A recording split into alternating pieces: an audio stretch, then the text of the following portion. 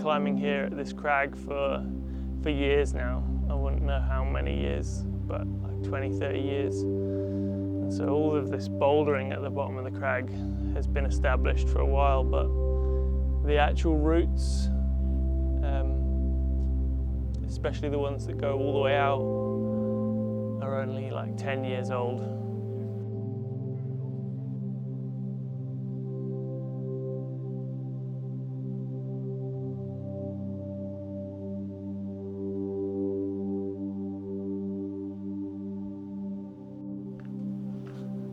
Yeah, so this is Cheesedale. This is one of the best crags in Nowra, in the Bomaderry Creek area.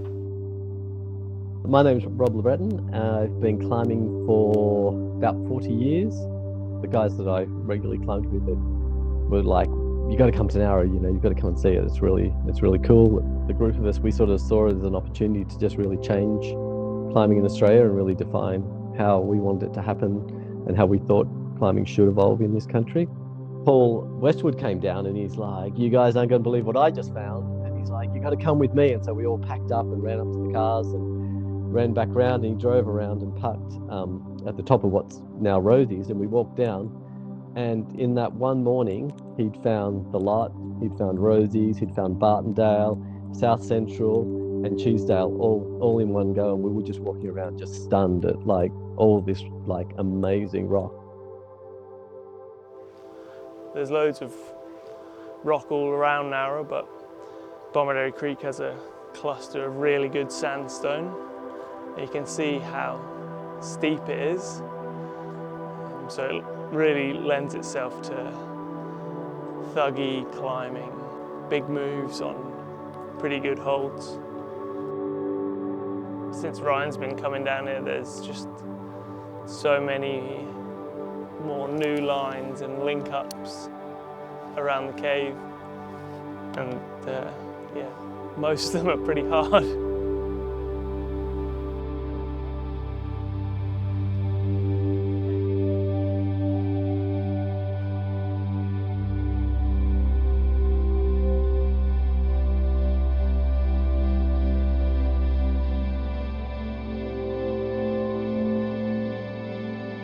I did a route last year called Mousetrap that goes right up the guts and on some really cool, funky rock. I started up this grovelly slab climb that doesn't get very much love, but it leads you on nicely onto the start of Mousetrap, where you have to come across, reach up to a perfectly awful hold. It's just good enough for you to get your heel up and do a really big span out right onto a fairly decent hold that you cut on, and then swing through and do a little campus spin, and then you can pop up into the Mickey Mouse feature, which is easy climbing, but it's pretty one of a kind to climb through that feature.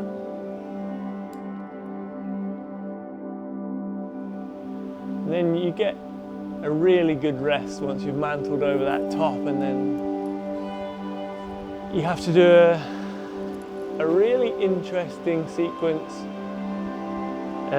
climbing out of the upside down bowl. It's a lot steeper than it looks, but it climbs like a mantle, but you're overhanging. So you have to use your palms and thrutch out to a side pull, and then jump to a slot in the roof, reach out, a really big span out to the lip, and you have to top out over the top of the crag, otherwise it doesn't count.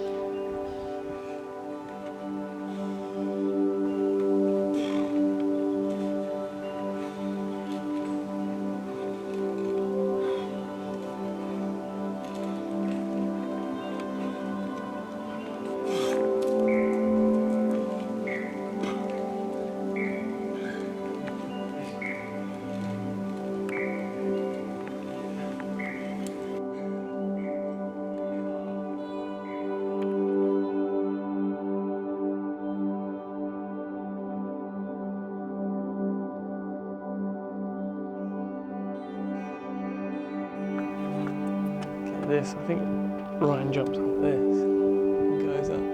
Actually looks alright. Maybe it's easy.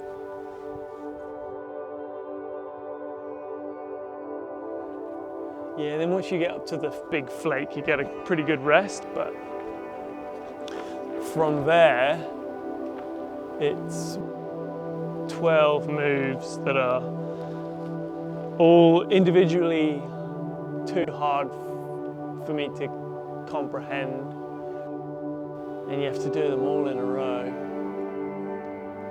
It culminates in a really big dyno that I think I've seen Ryan fall off about 200 times now.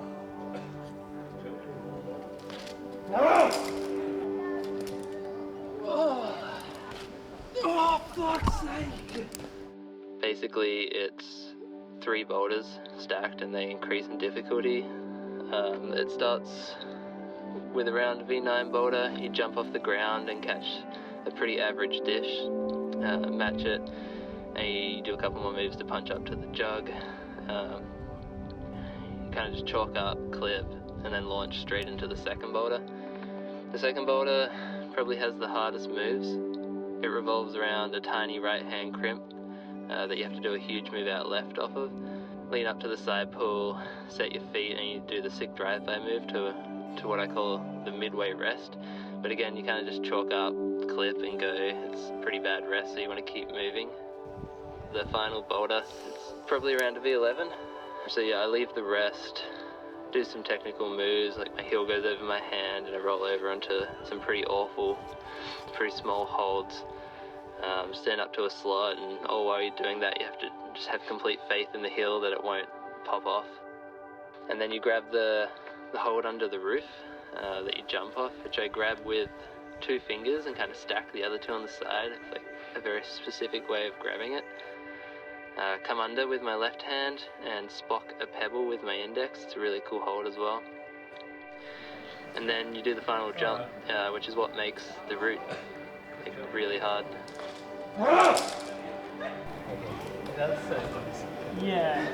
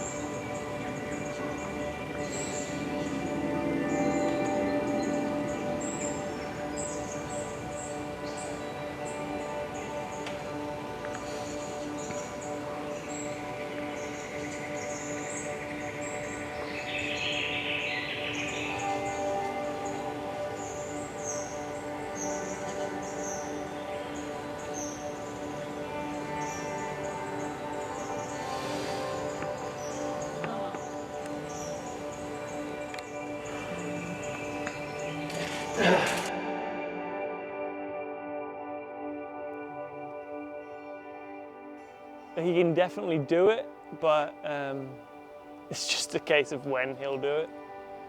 Like he could do it tomorrow, or he could do it in 5 years' time.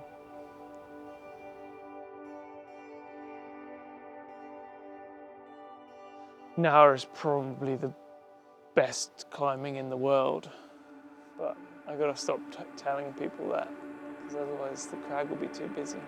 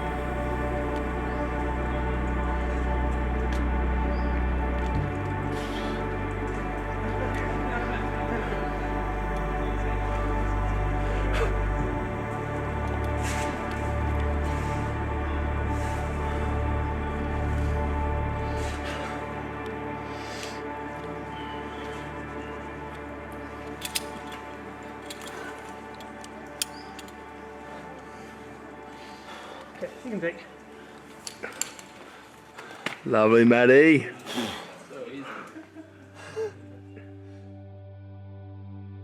Well, the style of climbing in Nowra is really powerful, really power-based. There's a lot more open-handed sloper type holds. And that was really different from what I'd seen before climbing the Blue Mountains, which tended to be, particularly back then, a lot of crimpy wall climbing. But then having spent two months at Waco, I came back and we realized that, the way you got strong was by bouldering, and that bouldering was not only great training for the climbs that we saw, but it was also a whole sport within itself. Since kind of the late 90s, there's sort of been a big lull in development at Nowra. There's been a few routes that have been cleaned up, old projects that have been done by people like Dan Fisher and people who've gone along and finished off old things that we bolted back in the day. But it's great to see now over the last few years that new routing has really taken off again at Nowra, and the standards are being pushed higher and higher by guys like Ryan and Rose and Matt. It's just fantastic to see that they're now, bolting new things, they're finding new things, and they're doing things at a next level again from what we pushed back in the day. So it's really great to see Nowra once again kind of pushing ahead and and being a focal point for hard climbing.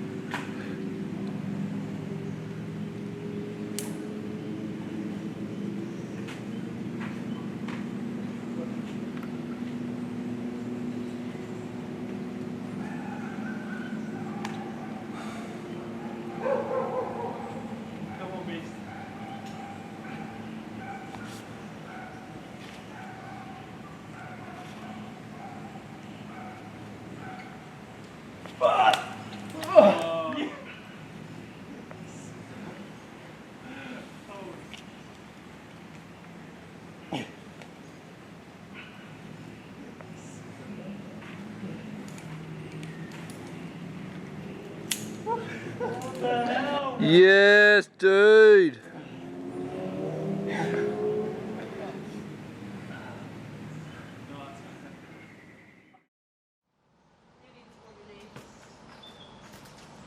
I'm gonna miss Nowra. I'm stuck.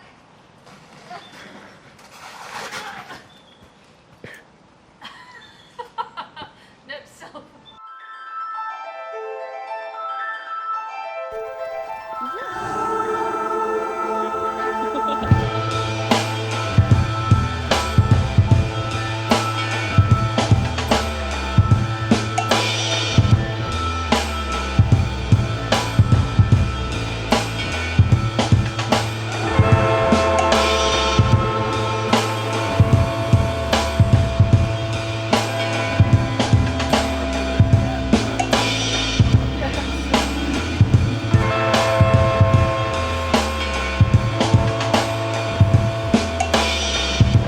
I've just ripped a big chunk of my skin out of there.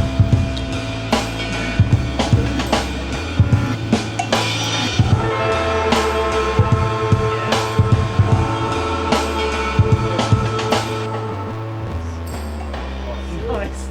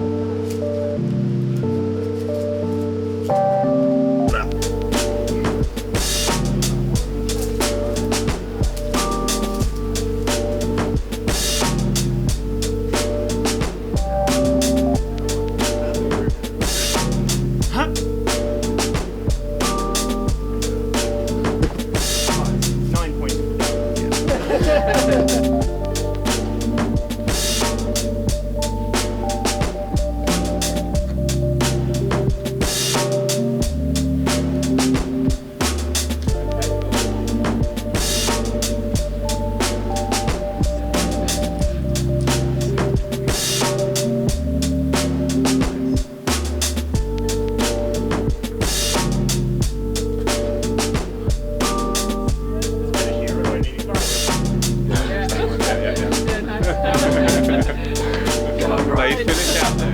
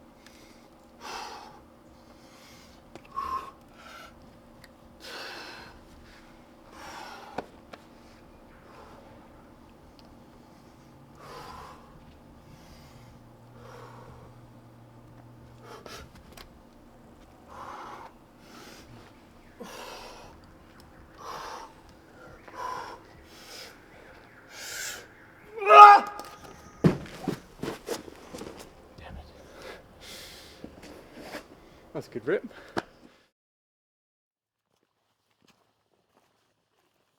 I was born in Nowra, and then I was here for 20 years, and then ventured off to the city, and then came back because the city is not my favourite place.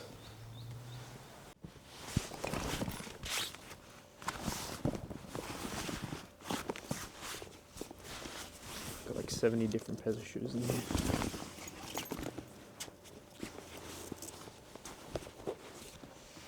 Like, it's not the prettiest crag, but I think the movement here is like world class and like really has really hard potential. There's for sure climbs up to V16 that haven't been done here.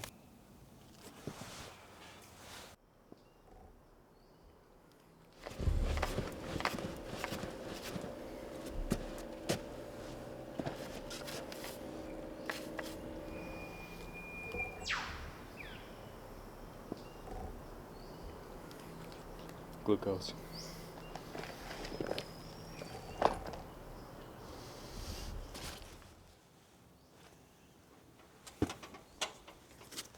Yeah, last session I stuck the Crocs so badly, but stuck it and then just like slipped off.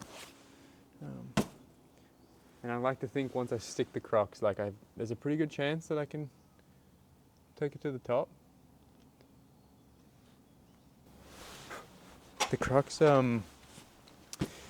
it's like a sit start to a pretty popular V9. And the V9 starts here, and you basically just jump to this sloper hold and take like a cut. I think if you're tall, you can keep your feet on, but it's like quite a hard dead point. But that's like the easiest way to just jump and take the rip. But I kind of injured my ring finger, so I can't bear down on the left hand. So I've had like 5 sessions on this to figure out any other different beta. And then I found this pocket hold. It's like a stacked mono. Like you put the middle finger in and then you kind of like stack the ring. And it's like this gross pocket. And then you can kind of keep your feet high and just crutch to the this lever hold. But the problem is, it's so painful on the skin. If you get it good, you're on, but it's so easy to, that's why like the jump is really low percentage, and this makes it slightly higher percentage, but it's still like, it's definitely a way harder move. got this good foot here.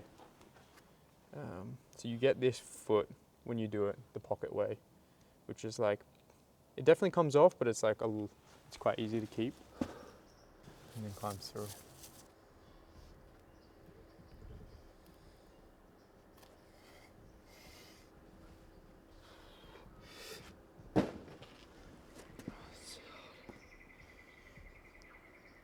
I'll wake you up.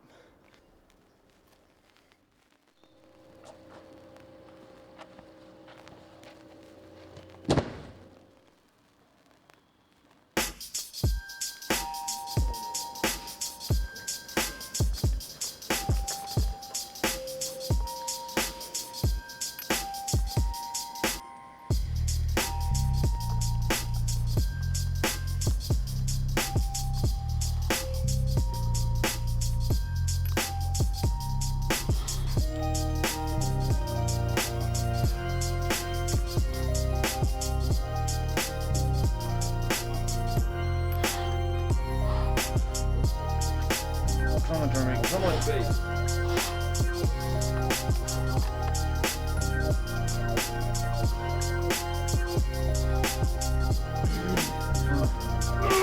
Come on, Jeremy. You gotta fucking go for it, Jeremy. Come on, Jeremy. Come on. Come on.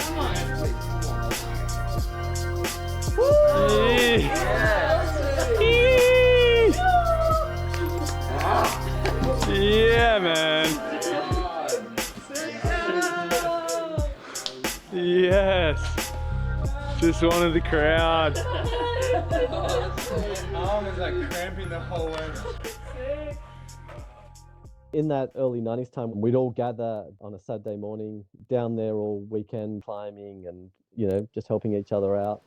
And it was a really positive scene. Everyone was really like, just wanted everyone, you know, each other to do their projects, and everyone respected each other's projects, but was, you know, happy to let people get on their projects and have a go and share the beta and help them out. It was such a collaborative, positive scene within that time.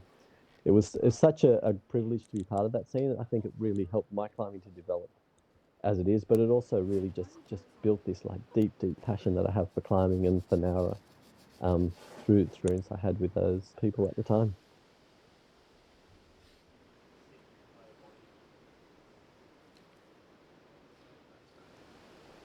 I got you if you want to give it up. Right, well, yeah.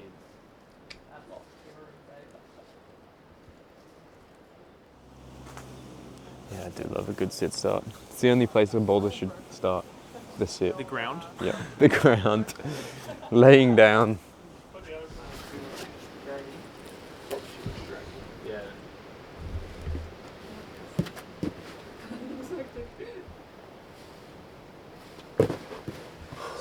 The entire bucket off the wall. Yeah, nice, Jeremy. It's hard to commit, isn't it?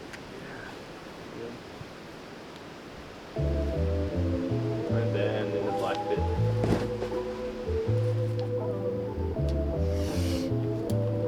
Yeah, nice. Nobody wants to ram right now. It's all like the slide.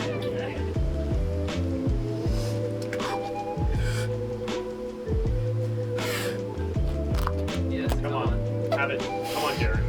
Get some.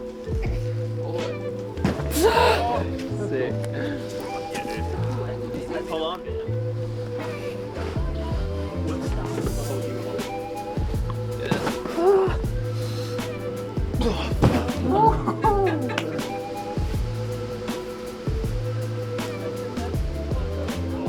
Big lock. Come on. Come on, Ryan. Have it. Come on. Fancy.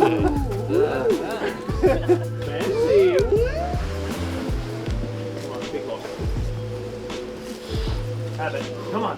Come on. Oi. Thanks. Don't. Thanks.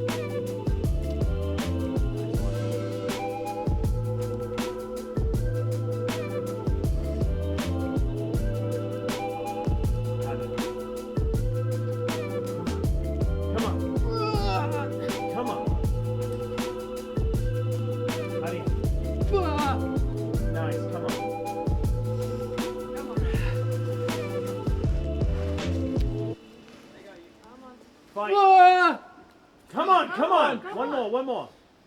Breathe. Get it, come on. Ah! Nice. Ah! Oh my god.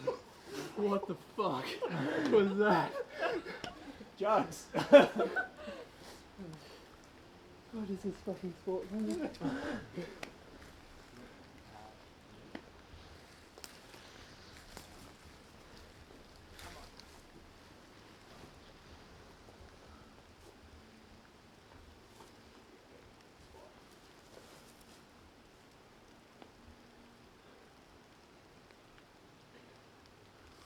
Let's go.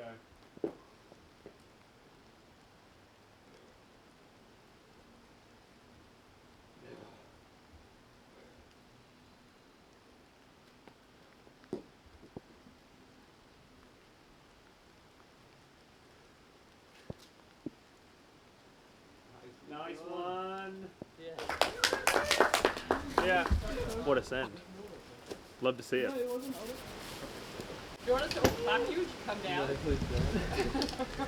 The hard part was not any of the cruxes. Yeah. When Dan Fisher did the Big Cheese, that was a massive step forward. That was so good. But really, you know, he was cleaning up projects that were already there. So the fact that Ryan's, you know, not only like climbing these really hard things, but he's discovering them and bolting them and really unearthing them for himself. That's just awesome. So wonderful.